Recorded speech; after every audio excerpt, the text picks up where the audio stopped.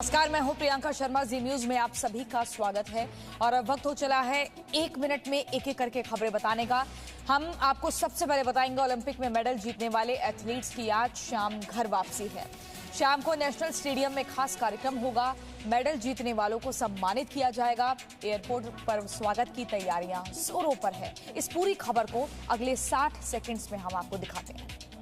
खेल मंत्री अनुराग ठाकुर चैंपियंस को सम्मानित करेंगे।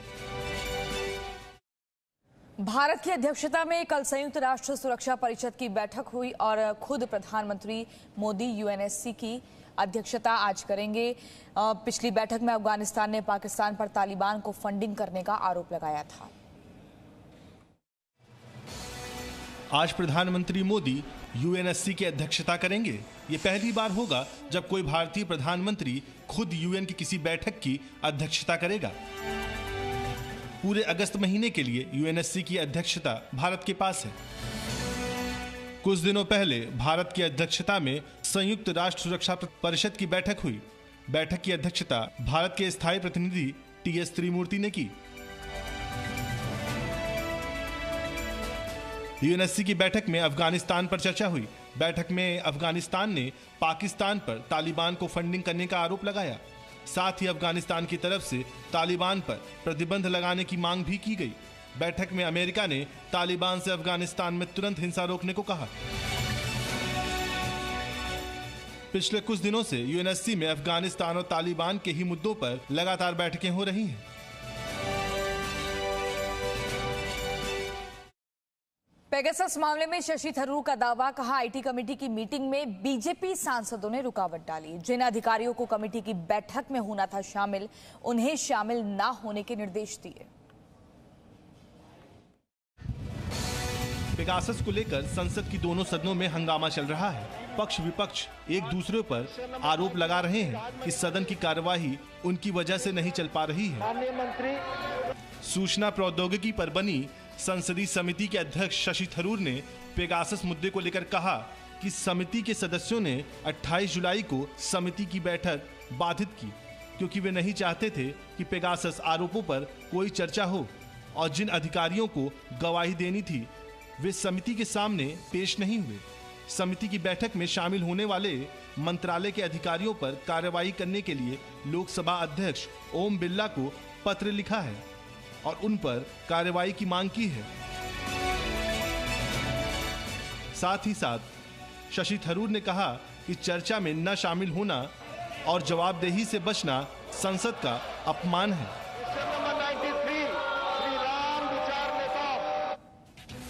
कोरोना की दूसरी लहर के कम होने के बाद आज से दिल्ली के स्कूल खुल रहे हैं। आज से 10वीं और 12वीं के छात्रों की क्लास शुरू हुई।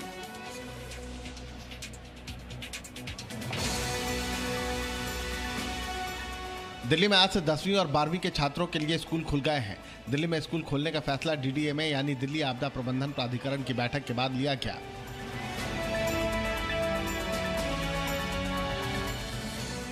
दिल्ली में पिछले 1 साल से ज्यादा समय से स्कूल बंद थे, जिसे लेकर शिक्षा मंत्री ने जनता से सुझाव भी मांगे, जिसके बाद स्कूल पर दिल्ली सरकार को 33,000 से ज्यादा सुझाव मिले। इनमें से ज्यादातर लोगों ने स्कूल खोलने के पक्ष में राय दी थी।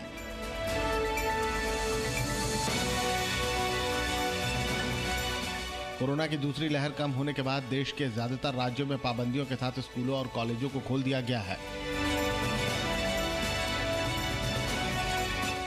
और अब दिल्ली में कोरोना के कम होते संक्रमण के बीच आज से दिल्ली के स्कूल खोले जा रहे हैं। हालांकि स्कूलों को कोरोना गाइडलाइन का पूरा पालन करना होगा ताकि बच्चों में संक्रमण न फैले।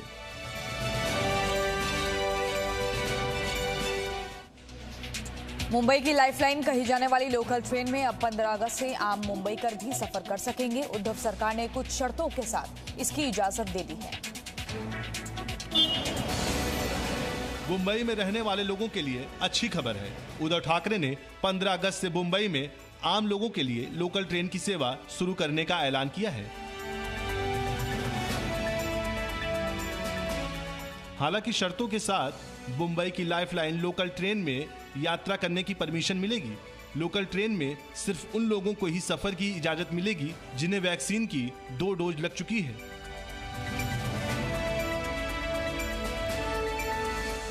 और वैक्सीनेशन के 15 दिन बाद इजाजत मिलेगी। इसके लिए बीएमसी से या फिर ऐप के माध्यम से लोगों को लोकल में जाने के लिए पास मिलेंगे। इससे पहले जरूरी सेवाओं से जुड़े लोगों को ही लोकल में यात्रा की इजाजत थी, जिसे लेकर हाल में मुंबई हाई कोर्ट में एक जनहित याचिका दायर की गई थी। दिल्ली के रहने वाले एक बुजुर्ग का अनोखा ऑपरेशन किया गया है। 66 वर्ष की बुजुर्ग के शरीर से 6 किलो का ट्यूमर निकाला गया। हैरत की बात यह है कि मरीज को ट्यूमर के होने और बढ़ने का एहसास तक नहीं हुआ। दिल्ली के रहने वाले एक बुजुर्ग का अनोखा ऑपरेशन किया गया है।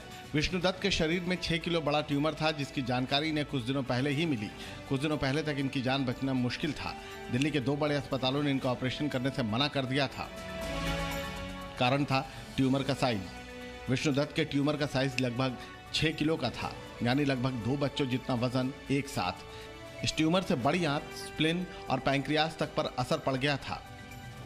मेरा वेट लूज हो गया, पसीना इतना आता था कि मेरी बेडशीट क्या, कपड़े क्या, इवन बेड तक गीला हो जाता था। उसके बाद फिर मैं थोड़ा सा घूमने चलने फिरने लगा, फिर फीवर हो गया। ऑपरेशन के 4 हफ्ते बीतने के बाद अब डॉक्टर्स और परिवार दोनों को भरोसा है कि ये जल्द पूरी तरह से रिकवर कर जाएंगे। हालांकि डॉक्टर्स ये सलाह दे रहे हैं कि लगातार बुखार हमेशा शरीर में किसी न किसी गड़बड़ी का संकेत होता है, इसे नजरअंदाज नहीं करना चाहिए। 15 अगस्त से पहले सीआरपीएफ ने बड़ी कार्रवाई करते हुए उड़ीसा के कालाहांडी के वन क्षेत्रों में नक्सलियों के ठिकानों पर रेड करके भारी मात्रा में विस्फोटक पदार्थ बरामद किए हैं।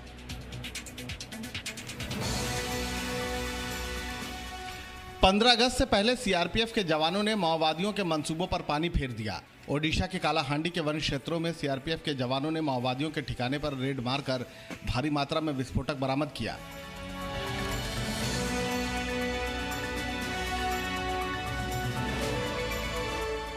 सीआरपीएफ ने माओवादियों के ठिकानों से 2 बंदूकें, जिलेटिन की छड़ें, 50 डेटोनेटर, बैटरी, बिजली के तार, रस्सी, 15 kilo urea, 3 steel tiffin bomb और कई कारतूस बरामद किए।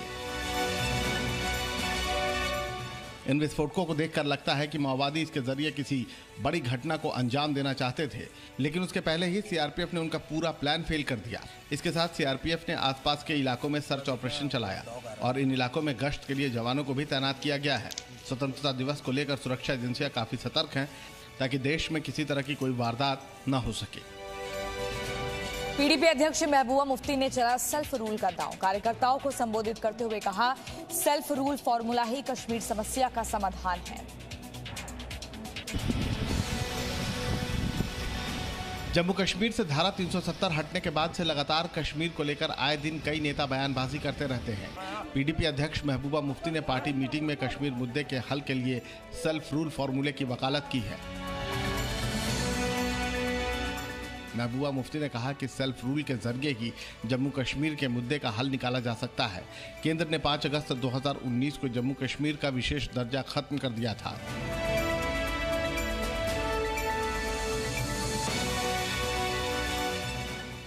राज्य को 2 केंद्र शासित प्रदेशों में विभाजित कर बांट दिया गया, जिसके बाद महबूबा मुफ्ती और उनकी पार्टी लगातार सरकार के फैसले का विरोध कर रहे हैं। इससे पहले प्रधानमंत्री नरेंद्र मोदी ने जम्मू कश्मीर के नेताओं के साथ बैठक की थी। तब भी महबूबा मुफ्ती ने कश्मीर मुद्दे का हल निकालने के लिए पाकिस्तान से बात करने की बात कही थी। आतंकवाद और उनका समर्थन करने वालों को जम्मू कश्मीर के उपराज्यपाल ने साफ साफ 2 टूक बात कही है। कहा कि कश्मीर सूफी संतों की जमीन है और यहां पर आतंकी और उनके समर्थकों के लिए कोई किसी तरह की दया नहीं है। जम्मू कश्मीर से अनुच्छेद 370 हटाने के बाद से सरकार लगातार कश्मीर में अमन और शांति के लिए लगातार प्रयास कर रही है। सरकार कश्मीर के अलग अलग हिस्सों में अमन और शांति के लिए कई तरह के कार्यक्रमों का आयोजन भी कर रही है। जम्मू कश्मीर के उपराज्यपाल मनोज सिन्हा ने दक्षिण कश्मीर के कुलग्राम जिले में एक कार्यक्रम को संबोधित करते हुए आतंकियों और उनके समर्थकों को साफ संदेश देते हुए कहा कि आतंकवादियों और उनके समर्थकों के लिए कोई दया नहीं होगी। हमारी 2 पीढ़ियां बर्बाद हुई हैं, अगली पीढ़ी इस संतरास को न झेले, इस जिम्मेदारी को हमें उठाने की जरूरत है।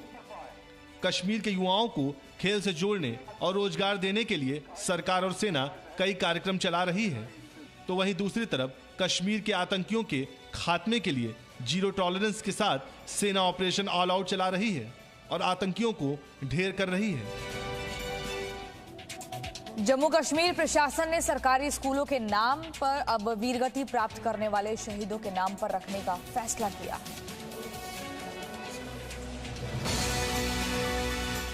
शहीदों को सम्मान देने के लिए जम्मू कश्मीर प्रशासन ने बड़ा फैसला लिया है।